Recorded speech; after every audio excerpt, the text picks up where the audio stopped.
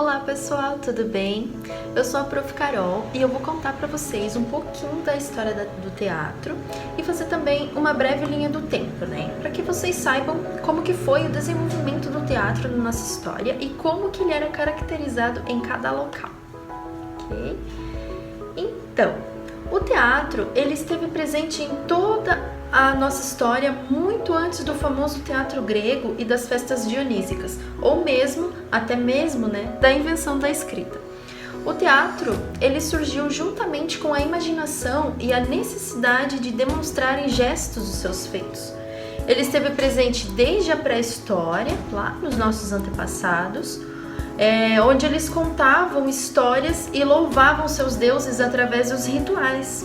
Ou mesmo quando eles imitavam os animais que eles caçavam, e encenando os seus feitos, encenando o que esses animais faziam durante as caçadas. O teatro era então uma coisa sagrada, Quando ele era utilizado em ritos ou quando era utilizado para invocar deuses ou fenômenos da natureza. Nesses rituais eram envolvidos música, dança e a história dos deuses primitivos. Tudo isso era o teatro. O teatro que nós conhecemos hoje, ele surgiu por volta do século 550 a.C.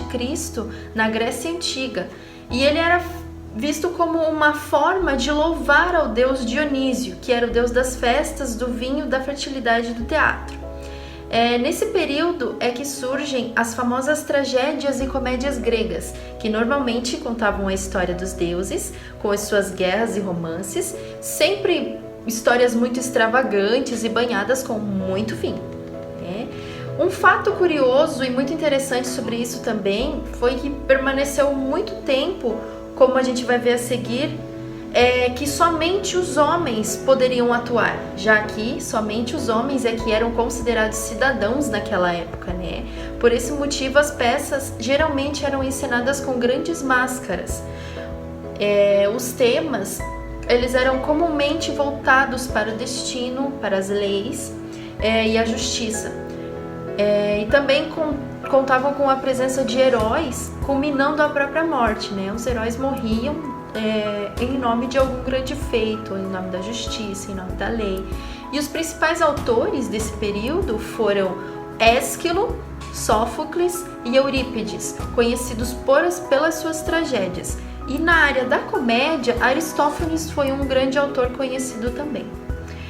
Os teatros eram representados nos chamados teatros de arena, como vocês podem ver na imagem a seguir, que é bem próximo ao que conhecemos hoje como a estrutura física do teatro.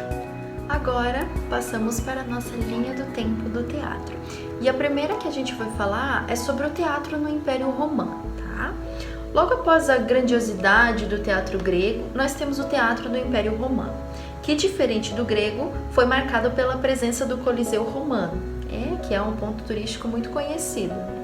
No Coliseu, a tragédia dá lugar para as comédias e o circo romano tem a presença de lutas violentas, onde os cristãos eram sacrificados publicamente. Isso também era uma forma de teatro, A famosa expressão do pão e circo, ela veio dessa época. Seguindo então a nossa linha do tempo, a gente vai falar um pouquinho agora sobre o teatro na Idade Média.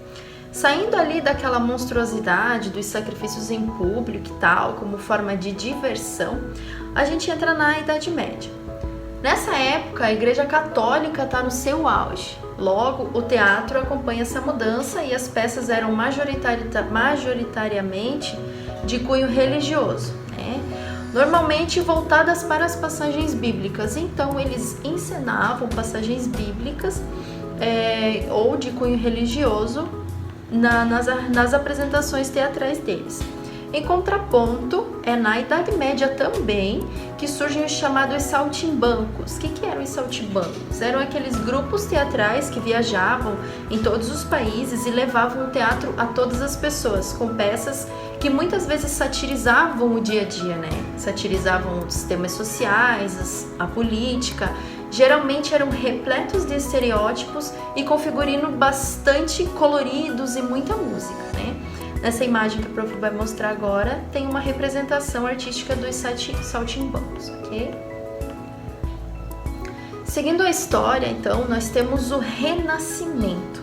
E com o Renascimento, nós temos a Rainha Elizabeth I da Inglaterra, que foi uma grande defensora das artes, e junto dela nós temos o maior dramaturgo de todos os tempos, que a prof. Mari já falou na aula anterior, que é o William Shakespeare, que nós vamos ver um pouquinho pra frente aí na próxima aula, um pouquinho mais sobre o William Shakespeare.